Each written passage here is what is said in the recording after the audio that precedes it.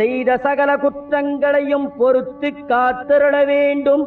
ஓம் ஸ்ரீ சத்தியமாய பொன்னு 18ஆம் படி மேல் வாழும் வில்லாளி வீரன் வீரமணி கண்டன் காசிராமேஸ்வரம் பாண்டி மலையாளம் அடக்கியாடும் ஓம் ஸ்ரீ ஹரிகரசுதன் ஆனந்த சித்தனையனையப்ப சுவாமியே